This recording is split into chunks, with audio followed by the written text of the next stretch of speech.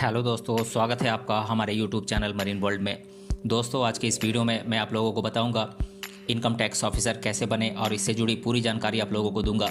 दोस्तों, वीडियो में आगे बढ़ने से पहले मैं आपसे रिक्वेस्ट करना चाहूँगा कि अगर आपने अभी तक इस चैनल को सब्सक्राइब नहीं किया है तो इसे ज़रूर सब्सक्राइब कर लीजिएगा और अगर वीडियो अच्छा लगे तो इसे शेयर ज़रूर कीजिएगा। तो चलिए दोस्तों, इस वीडियो को स्टार्ट करते हैं। शिक्षा का जीवन में बहुत ही महत्व होता है, जिसमें कक्षा 10वीं के बाद हमें किसी विशिष्ट शिक्षाधारा का उच्च शिक्षा के लिए चयन करना होता है।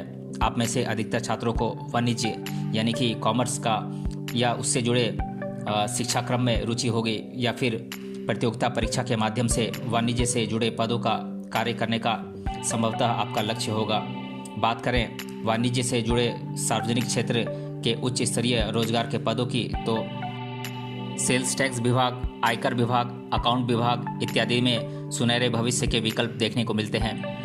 इस खास वीडियो के माध्यम से हम आपको ऐसे ही एक महत्वपूर्ण कैरियर विकल्प की जानकारी देने वाले हैं, जिसको आम बोलचाल की भाषा में इनकम टैक्स ऑफिसर कहते हैं। अगर आपको इनकम टैक्स ऑफिसर के रूप में कैरियर बनाना है तो किन महत्वपूर्ण चरणों से गुजरना होगा, इस विषय पर जानकारी से पूर्ण ये वीडियो होगा, जिसमें यथासंभव हम आपको सभी अहम पहलुओं की जानकारी देने का प्रयास करेंगे और साथ ही आपके मन में बसे आशंकाओं का समाधान भी इस वीडियो के माध्यम से अवश्य होगा। अब हम इनकम टैक्स ऑफिसर का अर्थ क्या होता है इसे जान लेते हैं। भले ही हम में से अधिकतर लोगों ने ये शब्द सुना होगा, पर शायद कुछ लोगों को ही इसका सही से अर्थ पता होगा। आमतौर पर हर जगह इनकम टैक्स ऑफिसर ही लोगों को पता होता है, जिसका सही मायने में अर्थ होता है आयकर ऑफिसर।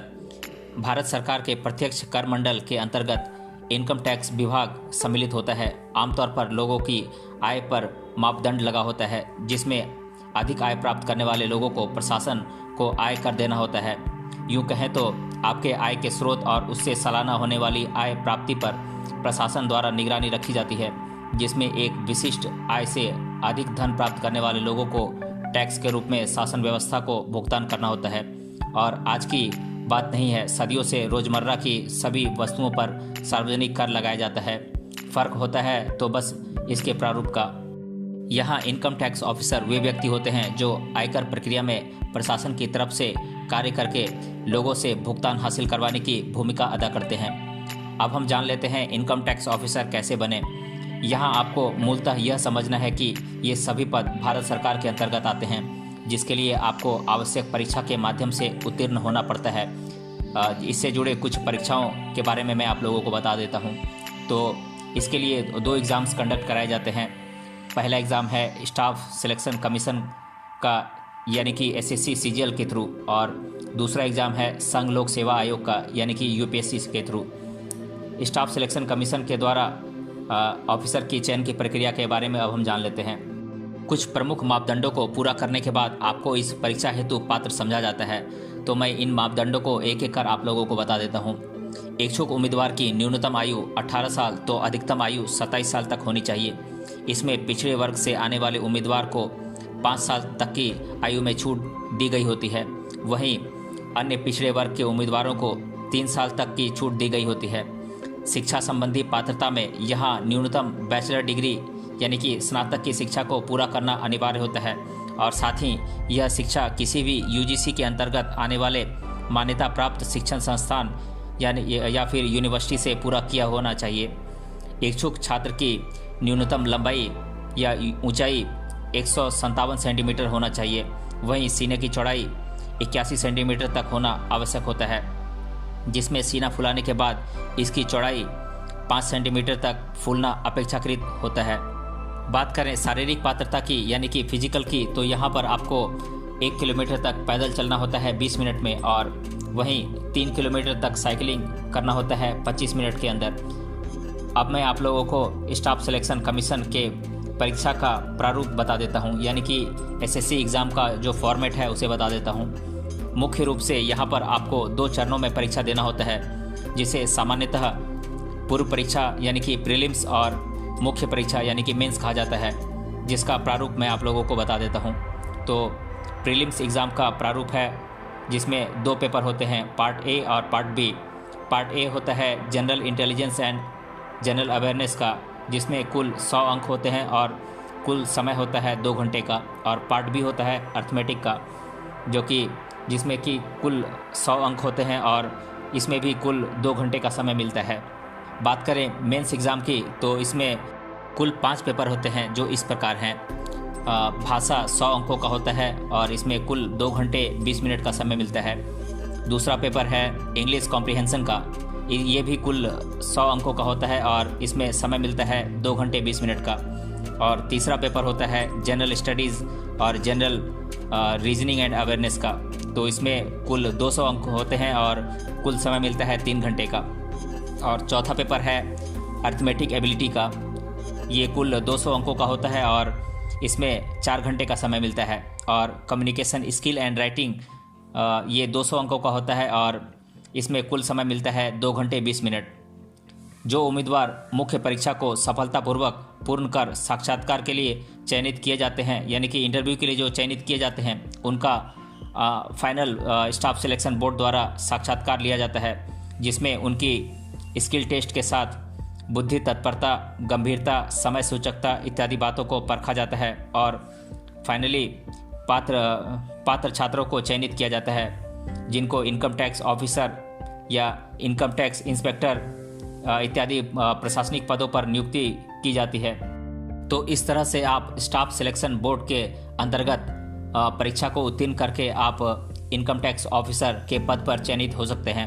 अब हम जानेंगे कि संघ लोक सेवा आयोग के द्वारा इनकम टैक्स ऑफिसर कैसे बनते हैं। संपूर्ण भारत भर में सालाना तय समय पर सिविल सर्विस की परीक्षा का आयोजन किया जाता है, जिसके अंतर्गत इंडियन रेवेन्यू सर्विस में इनकम टैक्स ऑफिसर से जुड़े पदों की भर्ती की जाती है। इस परीक्षा को 3 चरणों में लिया जाता है, जिसमें पूर्व परीक्षा यानी कि प्रीलिम्स, मुख्य परीक्षा और साक्षात्कार होता है। बात करें आयु सीमा की तो न्यूनतम 21 वर्ष तो अधिकतम 32 वर्ष की आयु सीमा इस परीक्षा के लिए तय की गई होती है, जिसमें पिछड़े वर्ग के उम्मीदवारों को 5 साल की तो वहीं अन्य पिछड़े वर्ग के उम्मीदवार को 3 साल की आयु सीमा में छूट आयोग के द्वारा दी गई होती है। यहाँ पर सामान्य श्रेणी और अन्य पिछड़े वर्ग के उम्मीदवार अधिकतम 6 बार परीक्षा में सफलता हेतु प्रयास कर सकते हैं। वहीं पिछड़े वर्ग के उम्मीदवार आयु सीमा के अंत तक सफलता हेतु प्रयास कर सकते हैं, जिन्हें प्रयासों का कोई बंधन नहीं होता है। इस तरह से मुख्य परीक्षा और साक्षात्कार में प्राप्त अंकों के आधार पर सफल उम्मीदवारों की अंतिम सूची जारी की जाती है, जिसमें इंडियन रेवेन्यू सर्विस में चयनित हुए उम्मीदवारों को असिस्टेंट टैक्स कमिश्नर के पद पर नियुक्त किया जाता है, जो कि ग्रुप ए स्तर का पद होता है। बात करें शिक्षा की तो यहाँ पर इस परीक्षा हेतु न्यूनतम बैचलर डिग्री या स्नातक की शिक्षा को पूरा करना अनिवार्य होता है। इन दोनों ही परीक्षाओं के लिए आप इसके ऑफिशियल वेबसाइट पर जाकर वहाँ से अप्लाई कर सकते हैं। अगर आप कहेंगे तो मैं इसके ऑफिशियल वेबसाइट का लिंक आप लोगों को डिस्क्रिप्शन बॉक्स में या फिर कमेंट बॉक्स में दे दूंगा। अब मैं आप लोगों को इनकम टैक्स ऑफिसर में कैरियर बनाने हेतु महत्वपूर्ण सुझाव दे देता हूँ। यहाँ आपको इनकम टैक्स ऑफिसर के रूप में कैरियर के लिए 2 विकल्प होते हैं, जैसे कि स्टाफ सिलेक्शन कमीशन बोर्ड की परीक्षा और संघ लोक सेवा आयोग की परीक्षा। इसलिए आपको इन दोनों परीक्षाओं पर ध्यान केंद्रित करना चाहिए। वहीं यहाँ पढ़ाई में नियमितता परम आवश्यक होता है और स्टाफ सिलेक्शन के पुराने प्रश्न पत्र अधिक से अधिक बार हल करने की आदत को नियमित तौर पर शामिल करने से आपके मन में बसे शंकाओं का समाधान होने में काफ़ी मदद मिलती है। वहीं अर्थमेटिक, रीजनिंग, इंग्लिश इत्यादि विषयों पर आपको ज़्यादा फोकस करना चाहिए। सही किताबों का चयन करें और इस हेतु उचित व्यक्तियों का तथा इस क्षेत्र से जुड़े लोगों का समय समय पर मार्गदर्शन प्राप्त करें, जिससे आपको पढ़ाई का सही तरीका और सही मार्ग प्राप्त हो सकता है। आवश्यकता के समय पर विभिन्न वेबसाइट की मदद से शिक्षा साहित्य, प्रश्न पत्र, नोट्स, मार्गदर्शन इत्यादि विषयों पर जानकारी हासिल करें, जिससे आपको कुछ नया सीखने को मिलेगा। रोजाना अखबार पढ़ने की आदत डालें तथा साथ ही महत्वपूर्ण घटनाओं से संबंधित समाचार पढ़ें तथा न्यूज़ चैनल के माध्यम से अधिक देश विदेश की जानकारी हासिल करें, जिससे आपकी समसामयिकी यानी कि करंट अफेयर्स मजबूत होगा। समय समय पर आयोग द्वारा सुझाए गए किताबों से पढ़ाई करें तथा आयोग की आधिकारिक वेबसाइट पर विजिट करें, जिससे आपको आवश्यक सूचनाएं प्राप्त होती रहेंगी। ध्यान देने योग्य बात यह है कि इनकम टैक्स ऑफिसर के रूप में कार्य करते समय आपको जनता के सम्मुख कार्य करने का मौका मिलता है।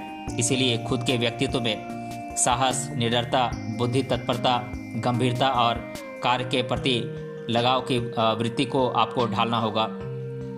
अब मैं आप लोगों को इनकम टैक्स ऑफिसर के विषय में छात्रों द्वारा अधिकतर बार पूछे जाने वाले प्रश्नों को आप लोगों के साथ एक एक कर डिस्कस कर देता हूं। पहला प्रश्न है, इनकम टैक्स विभाग भारत के कौन से गवर्नमेंट बोर्ड के अंतर्गत आता है? तो मैं बता दूं कि ये central board of direct taxes यानी कि केंद्रीय प्रत्यक्ष कर मंडल के अंतर्गत आता है। दूसरा प्रश्न है, संघ लोक सेवा आयोग द्वारा कौन से परीक्षा के अंतर्गत आयकर विभाग में भर्ती की जाती है? किसी एक पद का नाम बताएं। तो मैं बता दूं कि संघ लोक सेवा आयोग के अंतर्गत आयकर विभाग में इंडियन रेवेन्यू सर्विस में भर्ती की जाती है और मुख्य तौर पर इस परीक्षा के अंतर्गत असिस्टेंट टैक्स कमिश्नर के पद पर उम्मीदवार चयनित किए जाते हैं। तीसरा प्रश्न है, स्टाफ सिलेक्शन कमीशन बोर्ड द्वारा इनकम टैक्स विभाग से जुड़े किन पदों के लिए भर्ती की जाती है? तो ये पद हैं inspector central excise, inspector preventive officer, inspector of income tax, divisional accountant, tax assistant, auditor इत्यादि पदों पर भर्ती की जाती है। चौथा प्रश्न है, इनकम टैक्स ऑफिसर को क्या सैलरी दी जाती है? तो मैं बता दूं कि प्रतिमाह लगभग 62,000 रुपये तक सैलरी इनकम टैक्स ऑफिसर को दी जाती है। और पांचवा प्रश्न है, क्या महिला उम्मीदवार को इनकम टैक्स ऑफिसर के रूप में कार्य करने हेतु पात्र माना जाता है? तो मैं बता दूं कि हाँ, महिला उम्मीदवार भी इसके लिए पात्र मानी जाती हैं। तो इस प्रकार से अब तक आपने इनकम टैक्स ऑफिसर के रूप में कैरियर बनाने से संबंधित महत्वपूर्ण बातों को जाना, जिसमें लगभग सभी आवश्यक पहलुओं से हमने आपको परिचित करवाया। आशा करते हैं कि यह जानकारी आपको पसंद आई होगी और साथ ही इसका भविष्य में आपको लाभ भी होगा। अन्य लोगों तक यह जानकारी पहुंचाने के लिए इस वीडियो को ज़रूर शेयर करें। मिलते हैं अगले वीडियो में किसी अन्य टॉपिक के साथ, तब तक के लिए धन्यवाद।